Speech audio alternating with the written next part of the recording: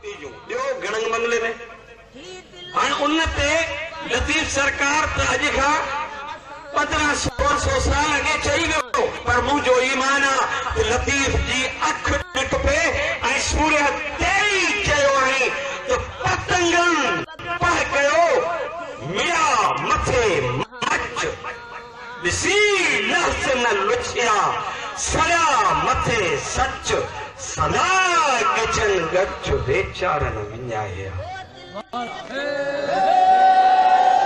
उन्हनि पतंगनि आशिकनि जी औलाद आहियूं। तव्हांखे छा ॿुधायूं? तॾहिं मिठा खान जे माण्हुनि खे आउं छा ॿुधायां त सूर्य बादशाह ऐं गाज़ी छा हुआ? तव्हां त ख़ुदि दास्तान आहियो। तव्हांजो घर घर ख़ुदि जेको सो तारीख़, तव्हांजो घर घर गाज़िन मंसूरनि शहीदनि जे घरनि सां भरियल आहे। उन्हनि गुलनि में ख़ुशबू तव्हांजे घरनि मां मूंखे अचे पई उहा आवाज़। ही पासे में तव्हांजे में शहीद दफ़न थियल आहिनि। ही भिटूं जेके थर जूं आहिनि उनमें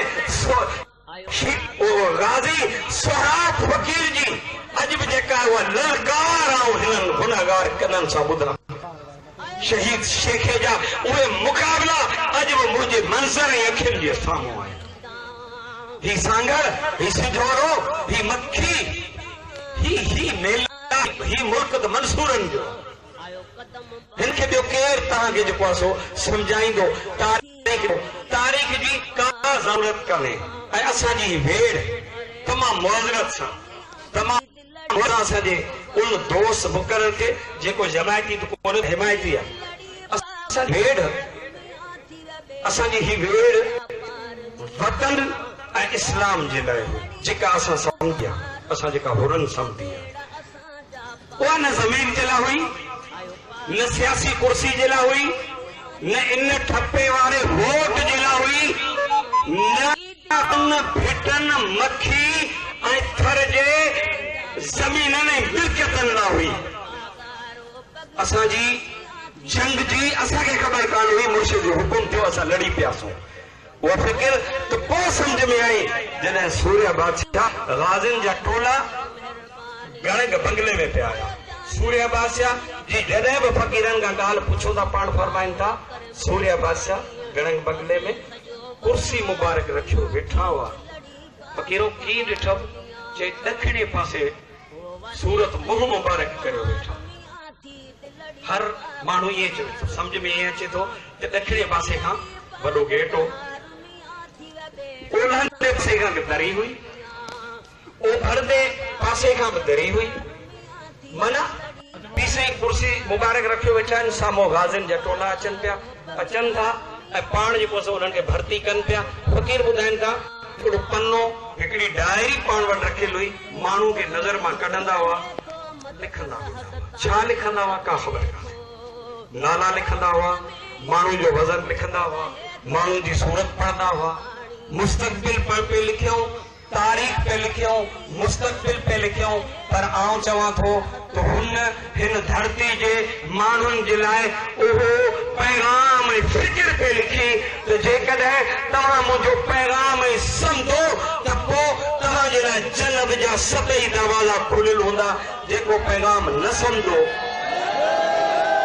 उहो भले वञी कुर्सी जी सीट जी ॻाल्हि करे, भले वञी मिल्कियत जी ॻाल्हि करे, भले वञी ज़मीननि जी ॻाल्हि करे। पर आउं त चवंदुसि त तारीख़ जे शाइर चई छॾियो, एक करबला को उनकी ज़रूरत न थी, फ़क़त हर दौर के यजीद को दरकार है। वो है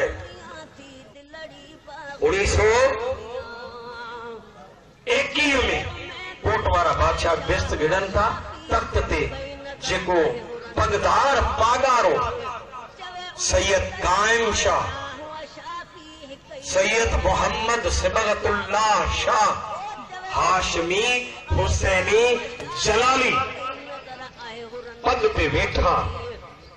उन पागारे जो पैगाम इहो आहे।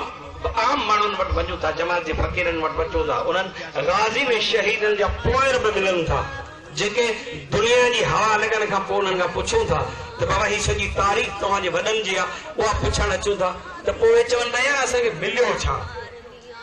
मुझे पी कुर्बानी ॾिनी, मुझे ॾाॾे जेल काटियो, आऊं शहीदनि जी औलाद आहियां। अॼु जा वॾा असांजा सियासी माण्हू असांखे ॾियनि कुझु कोन था, नौकरी कोन था ॾियनि। शहीदनि जो औलाद अॼु बि बुखुनि में आहे। सूर्य सरदार फरमायो, कोट दड़ी पासिया फरमायो, वॾा वेठा आहिनि त मुंहिंजा फ़क़ीर हूंदा उहे वञी बचंदा जेके भिटनि ते मार चारींदा हूंदा, बकरियूं चारींदा हूंदा, रिढूं चारींदा हूंदा, उहे फ़क़ीर बचंदा। हिन जो मक़सदु आहे त असां सभई जेके सांगड़ में वेठल आहियूं भिट ते चढ़ी वञूं, वञी माल चारियो, पंहिंजा बंगला ॿिया कपायो न। फ़िकिर जी ॻाल्हि जेका मूं तव्हांखे चई, फ़िकिर फ़क़ीरी हुजे, तव्हांजी फ़िकिर में फ़क़ीरी हुजे। तव्हां जॾहिं ग़रीब सां वेहो, माल चारण सां वेहो, भले तव्हां वटि बंगलो हुजे, मिल्कियत हुजे, पर तव्हांजी फ़िकिर में फ़क़ीरी हुजे। माण्हुनि सां गॾु वेहण में आर महसूस न करियो। ग़रीब अचे तोप तो हथ न ॾियो, ही सूर्य बादशाह जी फ़िकिर हुई। जेकॾहिं तुंहिंजे पीउ तुंहिंजे ॾाॾे क़ुर्बानी ॾिनी, उनजो मुआवज़ो तो घुरी, तव्हां चवंदो न तूं फ़क़ीर रही, न तूं हुर रही, न तूं शहीद जो